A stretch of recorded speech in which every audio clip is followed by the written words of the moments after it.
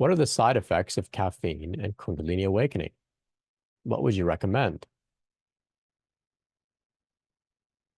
So caffeine in general, if you just look into the overall effects, you get a pretty clear picture of what it does for any individual with Kundalini awakened or not. But within our context, with Kundalini awakened, we become very sensitive. And so everything that we put in our system, it can have a pretty profound effect. So as we know, caffeine can sort of stimulate the adrenals, can cause us to get some heightened energy. It can also be a profound source of amplifying mental activity, say something like anxiety. So many people with awakened Kundalini, the Kundalini is trying to purge a lot of mental content, psychological content through thoughts. Now, if you've consumed caffeine, it just makes that all the more difficult for some at some points. Not everybody. Everybody's got a different tolerance and whatnot.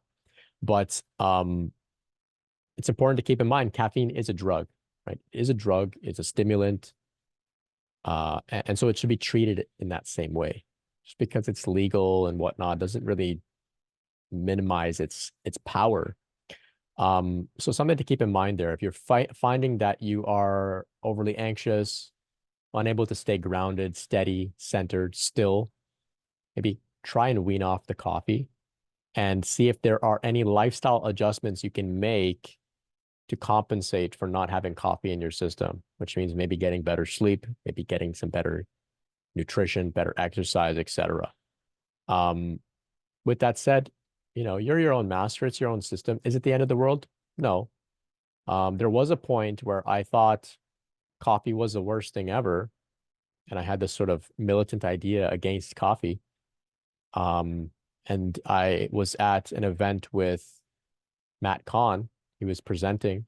He was leading a retreat for a couple days, and I bumped into him.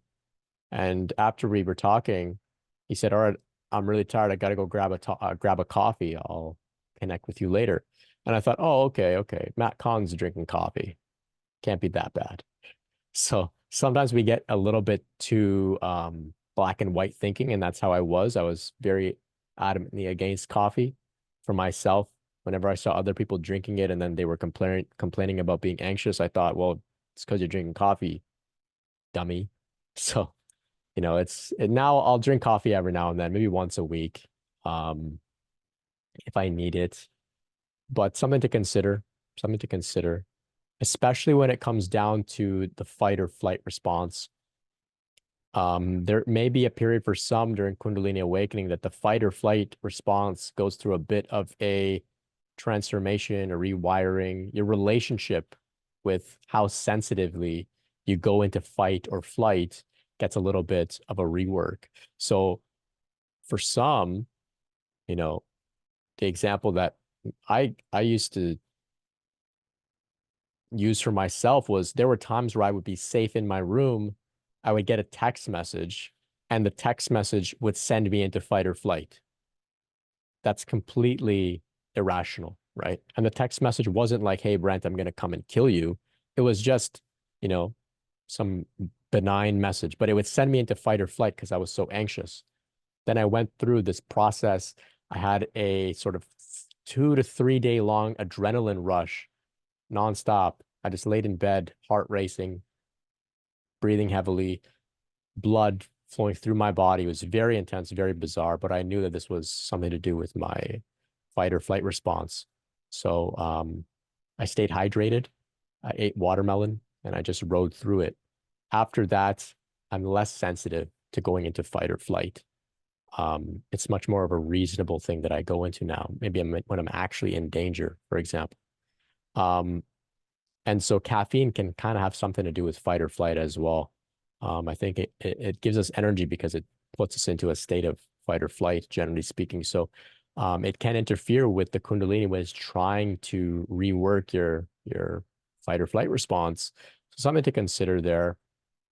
But you're your own master and there's no guilt. Look, if you're drinking 3, 4 coffees a day and that's how you've been for the past 20 years, maybe just try and cut back 1 or 2. or delay it a little bit later in the day and see how you can get through the day without it. Be easy on yourself. It's not the end of the world. It's not the end of the world. There is grace here. There's grace here. There's a lot of wiggle room.